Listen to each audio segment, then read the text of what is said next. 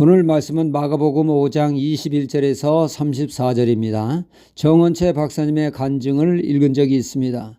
이분이 충청도 지방에 살고 있었는데 국비로 일본 유학 가는 시험이 있다는 것을 늦게나마 알게 되어 급히 고속버스에 몸을 싣고 오면서 시험 예상 문제집을 보았습니다.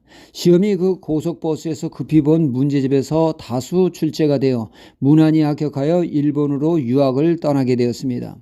동네에서는 인재가 났다고 동네 잔치까지 해주며 유학 가는 길을 축하해 주었죠. 부푼 꿈을 알고 일본에 도착한 정원채 학생은 믿는 이답게 주일이면 교회 나가 예배를 드렸습니다. 그런데 문제는 이분의 지도교수가 지독한 불신자였습니다. 이 교수가 정원채 이분을 불러 한마디 합니다. 자네 일본에 예수 믿으러 왔는가 공부하러 왔는가?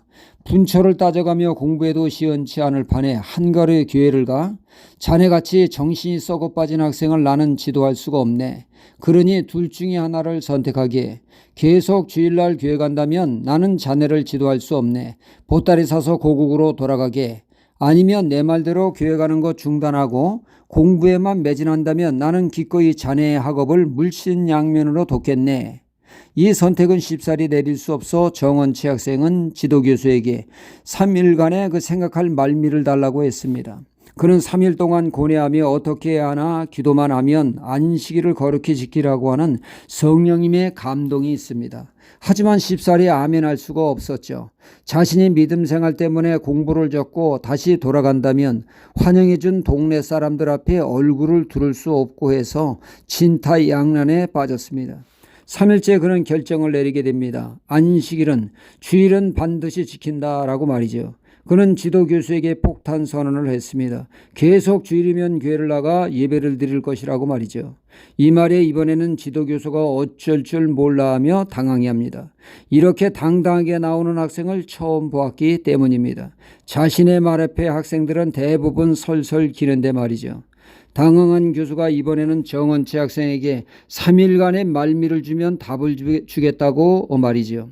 3일 후 교수는 내가 잘못했네. 개인의 신앙을 가지고 내가 교수의 직함을 내세워 무례한 짓을 했네. 자네 말대로 신앙생활 잘 하게나.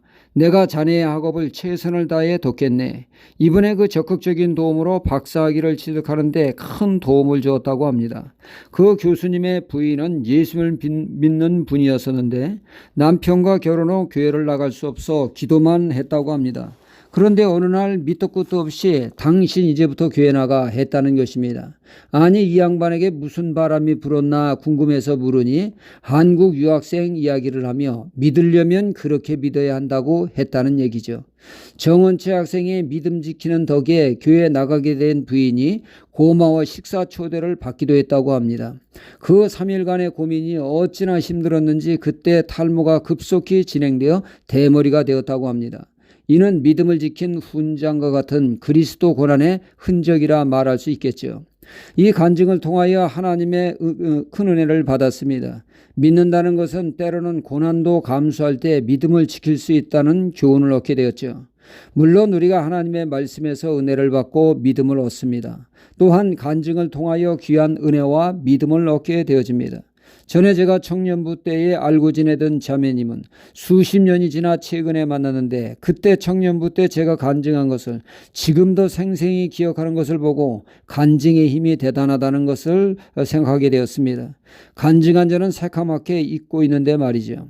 체험적으로 하나님의 역사를 맛보고 간증하는 것, 듣는 이에게 도전과 믿음을 심어주게 됩니다. 오늘 말씀은 해당장 야이로란 사람의 딸이 사경을 헤매게 됐죠. 딸의 치유를 위해 해당장 야이로는 예수님의 발 앞에 무릎을 꿇고 진지하게 자신의 딸의 치유를 위해 호소합니다. 제 딸에게 안수하사 치유하여 달라고 말이죠. 이에 주님이 야이로의 집을 향해 가는데 한 여인이 등장하게 됩니다. 12년간 지독한 부인병으로 고통을 당하는 여인이었죠.